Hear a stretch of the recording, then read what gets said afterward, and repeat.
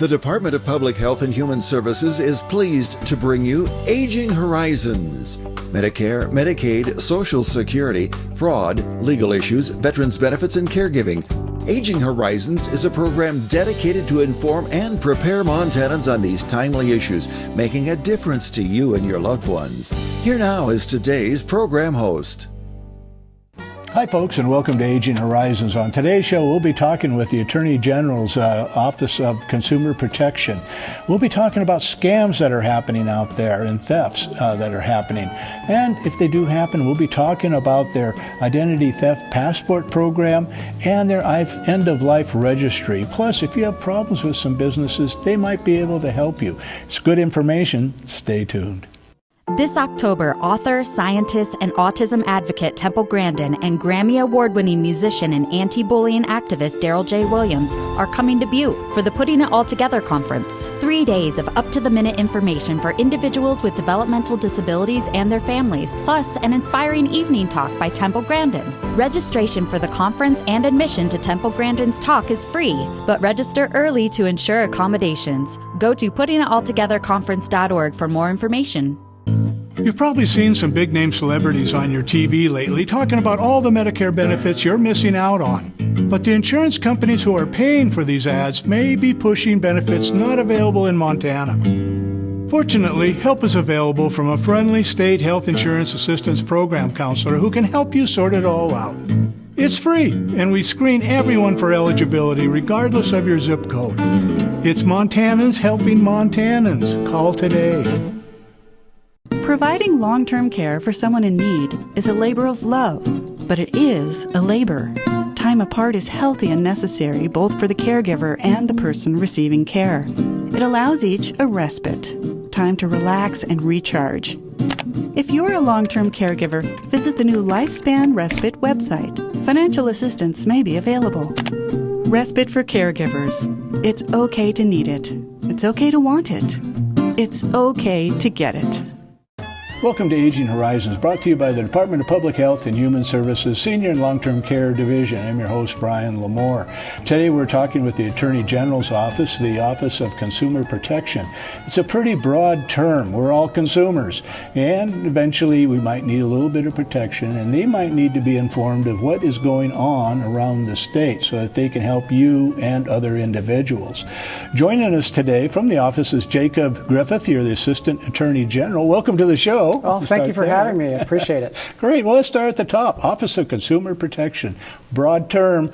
What all do you guys do? It is a very broad term. We have a lot of responsibilities and programs that our office administers. Yeah. I think first and foremost, when you think of Office of Consumer Protection, we think about consumers. Yes. Consumers are people that either live in Montana, that are engaging with businesses in Montana or outside of, or folks that maybe reside in a different state but have a business relationship with a business located in Montana. Of course, most of it is dealing with citizens of the state. Yes. What we are looking into is unfair or deceptive business or trade practices. So if people feel like they've been treated unfairly, or there's been some bait and switch tactics used, or they entered into something deceptively, that's what our office looks into and investigates primarily. Yeah. But that's just one faction of what our office does. We also deal a lot with scams. So and part of our mission is to do public education on scams, because if we can prevent people from falling for them or help people while they're in the middle of one, it's a lot better than trying to recover the money later on down the road. Yeah. So we do a lot of that. A couple of other programs that sort of tie into that are the Identity Theft Passport Program. So when people fall victim of identity theft, we do have a passport, and we can get into that a little bit later, more in depth, but that's one of our programs, as well as the end-of-life registry, which when we think of Office of Consumer Protection, you mentioned at the top that it's a wide term. This one doesn't seem to fit there, but we do take care of the end-of-life registry. what that is essentially an electronic filing cabinet for advance directives.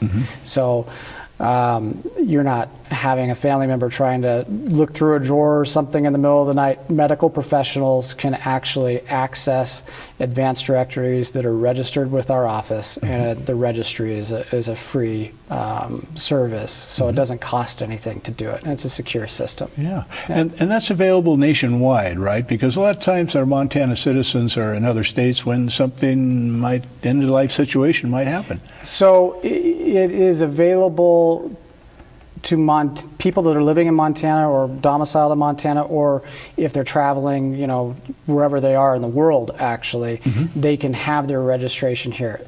To be able to access it, there's two ways to access it. So medical facilities who register with us, so state medical facilities in Montana, or we give them an identification card, and that has a code on it. So if they are traveling outside of the state or outside of the country, it's web-based. Somebody would just need to put in that code and their name into our website, and it would pull up. So, yep. That's great. Well, let's kind of get back to the consumer protection. I mean, you're a state agency, and many times individuals would have, they would go to private attorneys. And what kind of how does it differentiate that you would represent an individual versus them trying to get a personal attorney to represent them in some type of fraud or abuse or consumer complaint? That's a great question. So I'll start by saying, as a state agency, we don't represent any individuals. Okay. We represent the state, the entire population base. So for us to take on a formal representation or a formal court action, we make sure it's in the public's interest to do so. Right. We don't just represent an individual. However, through the complaint process, we take on individual persons' cases, if that makes sense. So an individual, if they're having a problem with a business, no matter how small or how big that might be, for example, a cell phone company or something along those lines, they can fill out a complaint with our office, outline the issues that they're having, and we have 3 investigators in the office. One of them would be assigned to that complaint. We have an informal mediation process. So what we're trying to do is help people get to a resolution with a business before it actually becomes a legal action, like getting an attorney or filing a lawsuit. We're pretty successful in that endeavor. But the importance of collecting those complaints and trying to help individuals is that when we get a collective of similar complaints against the same business, then it becomes a public interest, right? Because everybody's having this same issue with this same business. Then it comes to legal action. So that's the difference. If you were an individual and you wanted to sue a company, then a private attorney is for you. If you want to go through an informal mediation process and see if we can help you resolve it, then our office is available. And then the important thing is those 2 tracks are independent. You don't have to choose between one or the other. And getting complaints on file in our office helps us to make that public interest determination to be able to file a lawsuit on behalf of everyone. And to step in. Boy, this is so interesting, and we've drawn to a close on our first segment so quickly. And for our viewers, we'll be talking more about this and a lot more that the Attorney General's Office of Consumer Protection, how it can help you and how they differentiate, how they help, or maybe you need a private attorney. So great info. We'll be right back. Stay tuned.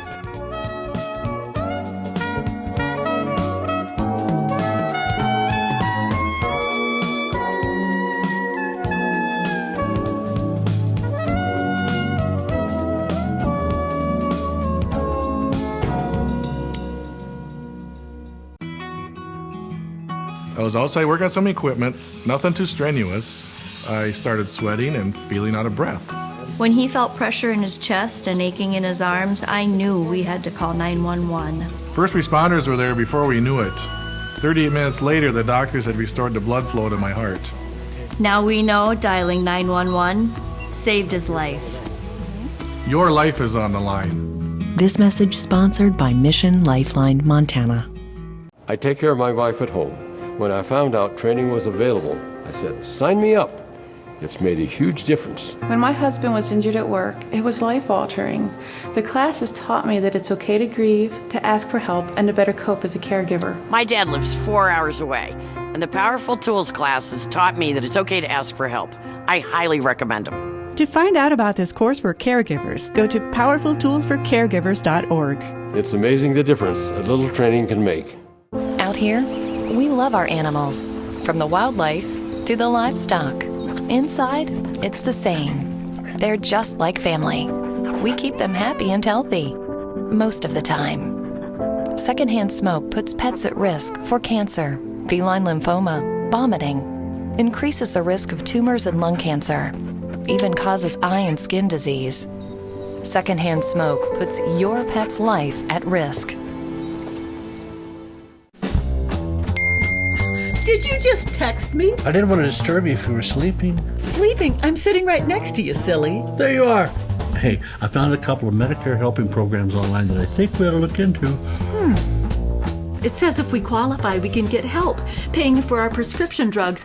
Oh, and there's a program that can help pay our Part B premium. To learn more about extra help and Medicare savings programs, call your local SHIP counselor today. Maybe I better text him. Hi folks, welcome back to Aging Horizons. I'm your host Brian Lamore, and we're continuing our discussion with the Office of Consumer Protection through the Attorney General's Office. Rejoining us is Jacob Griffith. You're an attorney, your Assistant Attorney General. And when we left our last segment, we were talking about how with businesses you can represent an individual or maybe a group of individuals against that business. How eventually does it go from being an individual representation to a group? Yeah, public interest.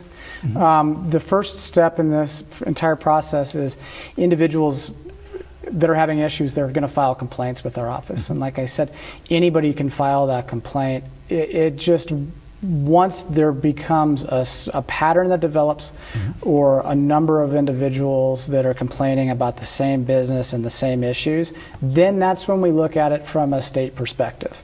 Is this in the interest of all Montana consumers for the state to use its resources against this business?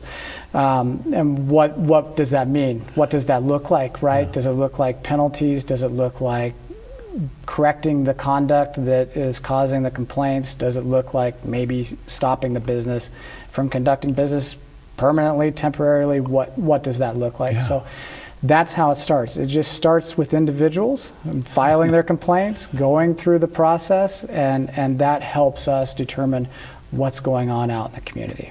And we have a website and telephone number on the screen. Individuals can go in there and find out how that process gets initiated.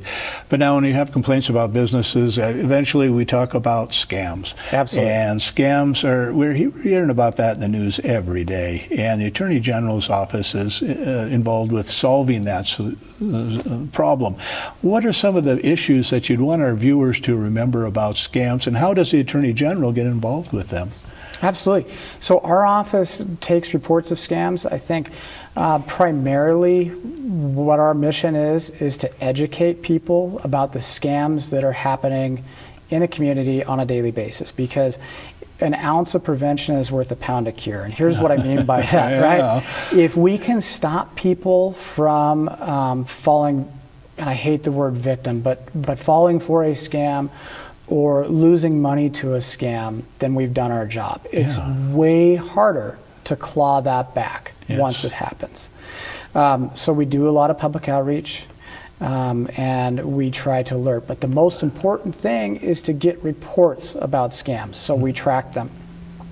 That way we know what the flavor of the week is, what is actually happening in real time, and then we can react to that in certain situations, or we can investigate and try to trace who the scammer is, or track money, or try to recover funds for folks, which we have had some instances of success doing so.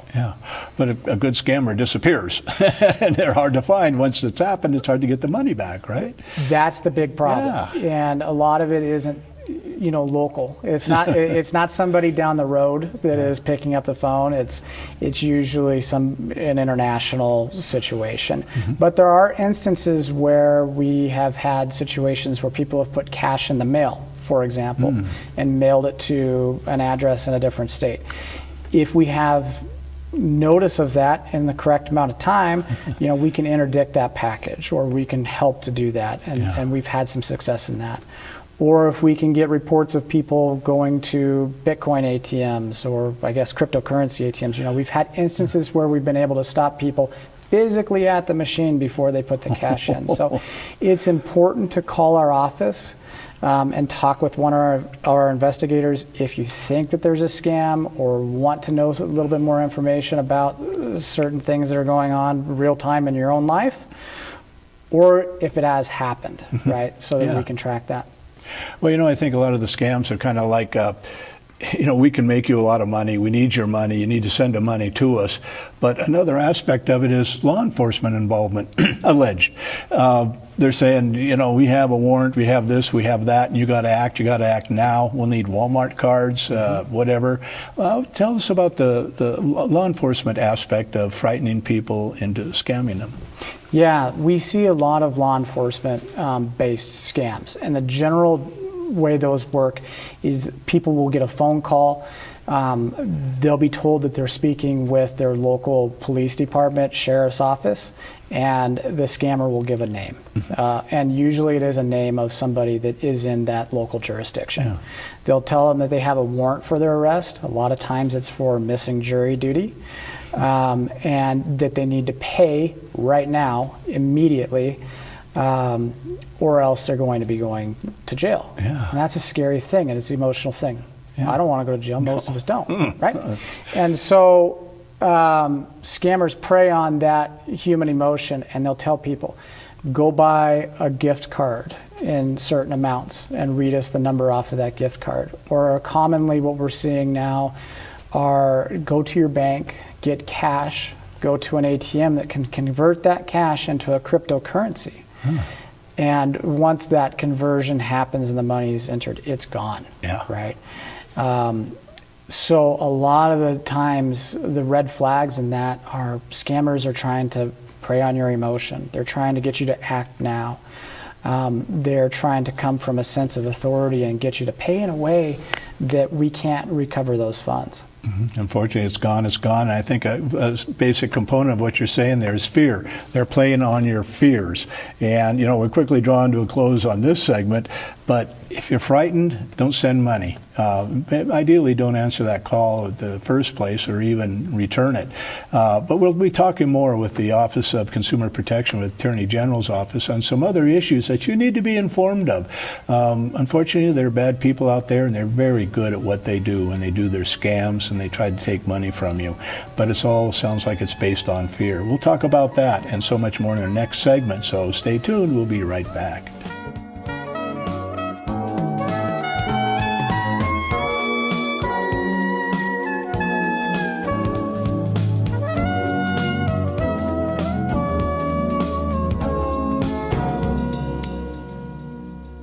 Every 65 seconds, someone is affected with Alzheimer's or other dementias. Many become isolated at a time when help is most needed. If you or someone you love is affected, help is available, both for people with memory loss and their caregivers. Memory loss can feel frightening, but you are not alone. Call the free 24/7 Alzheimer's Association helpline, 800-272-3900, for guidance and support. Elder abuse is a growing problem, and it's happening right here in our Montana communities. At least 1 in 10 older adults are victims of physical or emotional abuse, financial exploitation, or neglect. To get help or report elder abuse, call your local area agency on aging or Adult Protective Services at 1-844-277-9300. Today, class, we'll be discussing the term ombudsman, a word we borrowed from the Swedes and never gave back. Say you're a resident or you have a loved one in long-term care. Now, what do you do if you're not happy with the care and services you receive? You call your long-term care ombudsman, of course. Your ombudsman is available to support you and your rights. An advocate on your behalf could be the ticket. This is your home. If you have questions, the numbers right there below me have all the answers. Class dismissed. I was angry and upset when the doctor told me I have diabetes. I just didn't want to deal with it, the needles and the diet restrictions. But after I started to learn about it, those feelings changed. I was at risk for a heart attack caused by high blood sugar. That got my attention. I started watching my diet and making sure I got enough exercise every day. I want to be around for my grandkids, and now that I know what to do, it seems like a small price to pay. Ask your doctor about diabetes education or visit montana211.org. Hi folks, welcome back to Aging Horizons. I'm your host Brian Lamore, and we're continuing our discussion with the Office of Consumer Protection through the Attorney General's Office with Jacob Griffith. And when we left our last segment, Jacob, we were talking about different scams, and one that seems to be focused on seniors are both romance and grandparent scams. What are they? How can we identify them, particularly with artificial intelligence these days? Yeah, good question. Artificial intelligence is going to play a major factor into both of these scams. A romance scam is something that develops over time. Typically, it's people that get a friend request on social media and then pretty soon start to develop a relationship and start to develop emotions. But the person's always overseas, or they can never be by video chat or something along those lines, right? So it's somebody behind a computer making a fake profile with the intent to create a relationship to eventually get a payday, right? For either travel. It's time to come and see you. I need to buy a plane ticket, or my family is in trouble. You know, can you help me out with this? Or we're having trouble with expenses, right? And it just continues to snowball and evolve as that relationship grows. Yeah. Until the person's out of money, and then the relationship ends. Yeah. AI plays into that because it's easy to make fake profiles very quickly with artificial intelligence. Yeah. When we talk about grandparent scams, this ties into law enforcement in a way and into all those emotions we were talking about, because what will happen is a person will get a phone call. The scammer on the end of the line will pretend to be their grandson or granddaughter. They'll have just been in an accident. Typically they've hit somebody and the other person was pregnant, they're in jail, they need bail money. And the way that artificial intelligence is playing into that is the voice will sound a lot like their grandchild, almost exactly sometimes. Because with the rise of social media and videos or voicemail, just a snippet of somebody's voice can be taken, and then an entire dialogue, an entire vocabulary can be created out of that using artificial intelligence. And so it's very easy to fall for those because you truly believe you're talking to your grandchild. You know, one of the ways we talk about in the office is kind of, you know, we think, how can we combat that? We tell families, have a password, have a passcode, something only you and your grandchildren and your children know about, so that if you get that phone call, what's the passcode? Yeah. Scammers aren't going to grab that one, right? Right. So that's a way to kind of combat that. And demand that. They'll try to work around it. Oh, right? They'll try to work around that for sure. Yeah. They're good at their jobs. It's a multi-billion-dollar industry scamming people. You know, they're not doing it because they're not successful. So, but every tool we can use to combat it is a good thing. And to let people know about. Well, now, you know, anymore it's really easy to get a credit card, and there's certain information out there about all of us. How do we protect our information so somebody doesn't pick up these little bits everywhere and then I've got a credit card bill? Absolutely. And they don't even have to pick up little bits everywhere anymore. I mean, there's data breaches that happen all the time. So for a credit card, you know, you need name, date of birth, maybe a mother's maiden name and social security number. And a lot of that can get breached all at once. So how do you protect yourself from that is credit freezes. And call our office if you ever think that you're have an issue with this. We can walk you through it more in depth. But the big one is credit freezes. There's 3 credit reporting companies: Equifax, TransUnion, and Experian. Online, you can go online, you can get a credit freeze indefinitely, And then that's going to stop, credit cards being taken out or bank accounts being opened in your name without you knowing. And always pull your credit. You get 3 free credit reports a year. Pull it, check it, see what's on your credit history and what accounts are active and open, and make sure you recognize them. And if you don't recognize something, you can contact the credit organization or the Attorney General's office at the numbers on the screen here. And you must get quite a wide variety of calls. What are the majority of calls that you might get from consumers? Yeah, we field over 3,000 calls a year, actually, and they're all based on complaints about businesses or inquiries about businesses. People can call us and say, hey, I was thinking about hiring this company or this contractor. Do you have any complaints about them on file? Because those are public. If there's been a complaint filed, we won't get into the details, but we'll tell you. And we get a lot on scams. Absolutely on those, whether they're happening in real time or people want to just make us aware that those have happened. Mm-hmm. Well, now, when the credit freezes, I was just thinking while you were talking, there are times that if I froze all 3 of my credit reporting places and I want to do a little credit somewhere with a new organization, how hard is it to open that back up? Do I have to go through all 3 groups? You do have to go through all 3 groups. It's not that hard. You can just go right back online, sign into your account with each of those groups, and you can either take the credit freeze off indefinitely or you can take it off for a specific period of time. So if you are trying to open a new line of credit, it's more painful than if you didn't have it on there, of course. But I promise you, in the long run, it's way better to protect yourself and take the 10 minutes to reopen take your freeze off than it is to try to recover your credit. Get all that money back or maybe pay that off. Right. Well, now we're drawing to a close on the show. Can you kind of summarize what the Officer of Consumer Protection of the Attorney General Office does and how you can encourage people to give you a call if you have any questions? Absolutely. We help Montana consumers that are having issues with businesses that they feel that might be unfair or deceptive. That's number one. And when it gets to be a big enough problem, then the state can come in and take an enforcement action. And then we help folks with scams that we've talked about and trying to either prevent them or help them recover from scams, whether that is the credit freezes or being able to actually do an in-depth investigation and recover funds.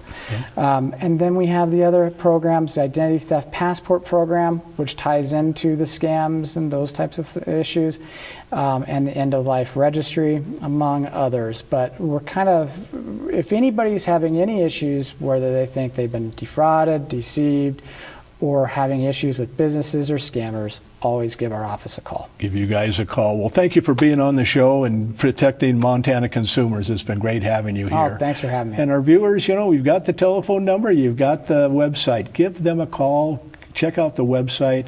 They want to hear from you. You can help prevent a major scam in Montana and possibly get some money back if you're a victim. So they're there to help you. Use them. Thank you.